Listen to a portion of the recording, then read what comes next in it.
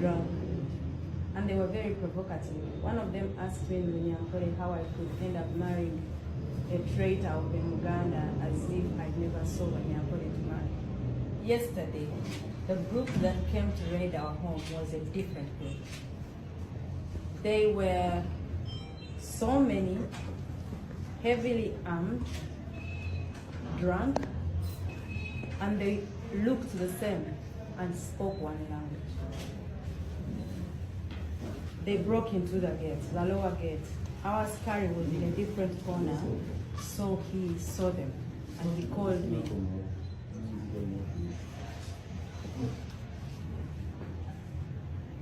Our askari saw them and called me. I had already gone to bed. I was just preparing to read like one page of my Bible and then sleep. The askari called me and said, "These men are many, and they are coming in this time." So, in the moment, I got out of the bed, switched off the bed light, then tried to walk out of the bedroom and lock it, looking for a place to hide. But then I realized that was a wise thing to do. I opened the bedroom again, went in, opened the balcony room to make a video of at least some evidence of these people were coming in. I just shot a small snippet thing because already they had ladders and they were climbing to our veranda. So when I shot that, I locked the veranda door again, went in, sent the video to our son Solomon, and I asked him to let people know that we were under attack. Then I called our other son, who is also my brother-in-law, Dax, and I told him, it's finished. These people are coming in, definitely. So I walked out of the room, locked the door, and then went down the stairs. When I reached the stairs and looked in the window, there was this big group of men. Every window had like 10 men in it. And they said, "Open the door." They said it in Munyankore. I replied in Munyankore and said I was not going to open. So I passed the stairs, went to the general bathroom, locked the door, and called our neighbor, one of our neighbors. And I said, "We'll have a problem here, let everybody know."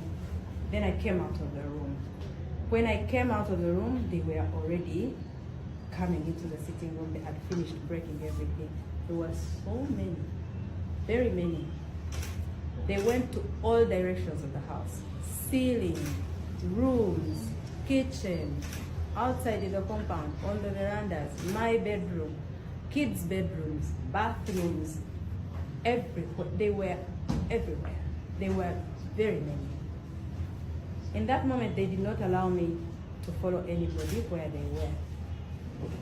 One of them told me to give them my phone. He came and sat behind me, told me, "Give me your phone." I gave it to him from this angle. He put it in front of me and said, "Give me the password," in Runyankore.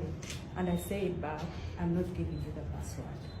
He said, "You're going to give me the password." And I said, "I'm not going to give you the password." He left, went outside on the veranda, came with other 4 men. So when he came back, he went in the same position where he was. He lifted me by the trousers. I was wearing 90 trousers and a shirt. He lifted me by the trousers, lifted me up, and then the one who was standing in front of me strangled me by the neck from the front. And then he told me, "Give me the password." And I told him in his face, "I will not give you the password." The one who was behind here pulled my shirt. So now I was between 2 men. One was strangling me and one was pulling my shirt from there. And you know how the button chokes you here? So the button was choking me. I kicked the man who was in front of me. And when I kicked him in someplace very hurtful, and he walked away. Then this one pulled me and all the buttons broke. Then he stayed with the shirt in his hands. So I walked across the room naked. Now, in that room, there were so many men. Some of them just shied away and looked to the side. Some of them kept looking, and there was one sober one. And he said in Luganda, "Nedda, Mama Mudize, the sati ya yangale." It was on the floor. One of them picked it and said, "Wanike mikono." oh yeah, but it's sad. And I said, no, give me the shirt, I'll dress myself up. He gave it to me. In that moment,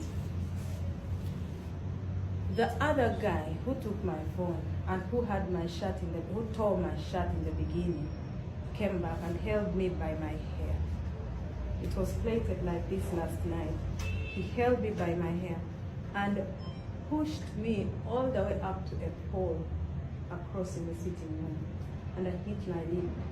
And then he told me, bring the password. I said again, there's no password for you. Then he pulled me down on the floor. And they sat on me. I felt as if 4 bodies sat on me. There was someone, I think, was overseeing everything. He told them, what's happening here? Leave her. Then they went. I sat on the floor. And in that moment, I felt thirsty. I felt nauseous. I felt dizzy. I felt my body was confused. I asked for water. They brought me a glass of water. I asked for more water. They gave me another glass. And that was the last that I remember for that event. The next moment that I got to realize, I was on the veranda sleeping in my own vomit. The askari and the other boy organized and drove me to hospital. So they left you in your house when you were house? They left me in my house. In my house or on the veranda, because when I realized I was outside on the veranda, sleeping in my own vomit. So all this while, they were asking me where my husband was. Where is your husband? I said, I don't know where he is. They asked me, did you think you would bring your brother here to run on Kampala MP and win? That's not how you come and conquer it. I don't have a brother that ran for any position. They kept asking the askari, where are the children? They beat him. Beat him here on the face. He has another cut on the head. They asked him where the children. He said he didn't know. They asked him where the basement was. Where is the basement? He said, I'm new here. I don't know if there is even a basement here. So they collected everything. Phones, laptops, electricity, chargers, AirPods, anything electrical. They took away our camera system. They went to the city, picked it, broke everything down, left us in the dark, and went. Do you think this man could have been sent by General Moses? General Moses has given my husband an ultimatum of 48 hours. Sometime 3 days ago now. Okay, it's past 48 hours. And he told him to come out of the latrine if that's where he was hiding. Then he said, I am looking for you, and when I find you, I'll treat you the way they treat, was it rebels? Was it Outlaws. outlaws? Yes, outlaws. So, if someone threatens you to that extent, and they are in an office of power, and they're in control of the army, and all the army outfit, how could you say they are not the one that saved those people? What message do you have for your husband? Wherever he is, he should just do his thing. He shouldn't worry about me. As soon as the doctor says I am good to go, I'm going back to our home. Relax. I am going to be fine. I shouldn't be the reason you leave. You're hiding. You should come at your own timing and when you feel safe. Otherwise, I'm okay.